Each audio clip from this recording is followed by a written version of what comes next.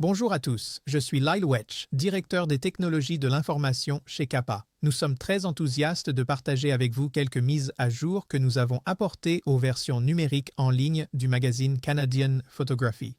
Je vais donc vous proposer un petit tutoriel sur l'utilisation de certaines des excellentes fonctionnalités que nous avons mises en place avec le nouveau magazine, en commençant par ce numéro. Alors, si nous jetons un coup d'œil. Pour tous les membres du club Kappa, vous pourrez obtenir un lien de votre exécutif de club ou de votre directeur de zone qui vous donnera accès à la version actuelle du magazine Canadian Photography en format numérique. Maintenant, si vous êtes un membre individuel de Kappa, vous avez accès non seulement à la version numérique, mais vous aurez également reçu une version imprimée du magazine et vous aurez un accès complet à toute la bibliothèque numérique du magazine photo et nous vous montrerons à quoi cela ressemblera sous peu. La nouvelle version en ligne du magazine nous permet de vous fournir une image en haute résolution complète, contrairement au partage d'un PDF qui nécessitait une copie de résolution beaucoup plus faible. Cela vous permet de profiter pleinement des photographies et du contenu incroyable contenu dans le magazine. Maintenant, lorsque vous allez sur le lien, voici ce que vous allez voir. Et en bas, vous avez plusieurs fonctionnalités de navigation auxquelles vous pouvez accéder. Juste en dessous du magazine, vous avez des flèches qui vous permettront d'avancer vers la diapositive suivante, la page suivante du magazine, ou de revenir au tout début ou à la fin. À gauche, vous avez également la possibilité de zoomer sur le magazine.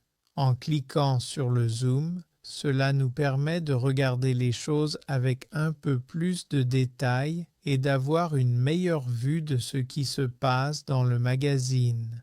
Ainsi, si nous feuilletions et voulions avoir une meilleure vue sur l'une des histoires, nous pourrions simplement zoomer.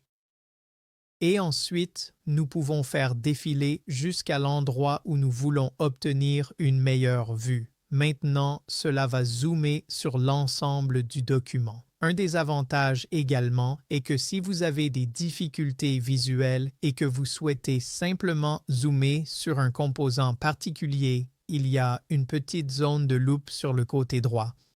Et en cliquant là-dessus, cela vous permettra de voir juste ce qui se trouve en dessous, un petit aspect de loupe pour obtenir une vue un peu meilleure, en regardant une page particulière du magazine. Vous avez également la possibilité de faire une recherche en bas à gauche en regardant la barre de recherche. Et cela vous permettra d'entrer un mot-clé particulier et de rechercher dans le document pour vous aider à le trouver dans le document présent. Vous pouvez le voir d'une manière, une sorte de vue de page plus large pour obtenir un accès rapide à une page spécifique un peu plus rapidement. Et une fois que vous y êtes, nous avons à nouveau la possibilité de zoomer sur la page en question et de regarder les images de manière un peu plus détaillée.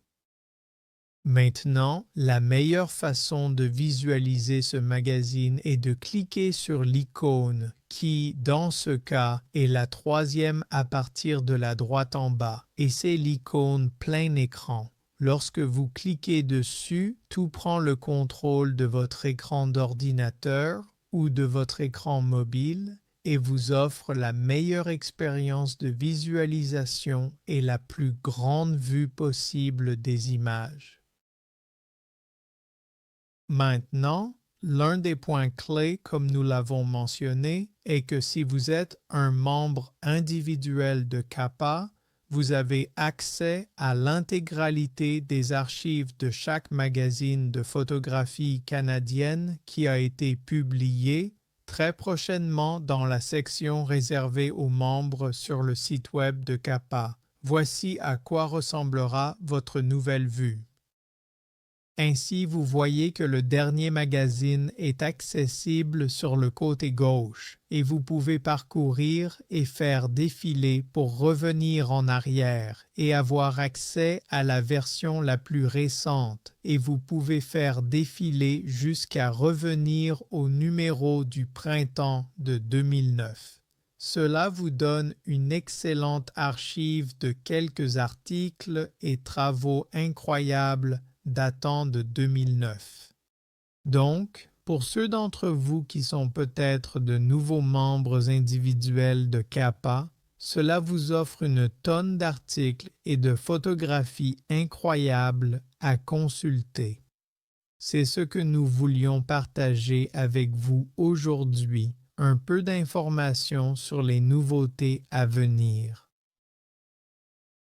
En ce qui concerne la dernière version du magazine Canadian Photography et vous permettre d'y accéder.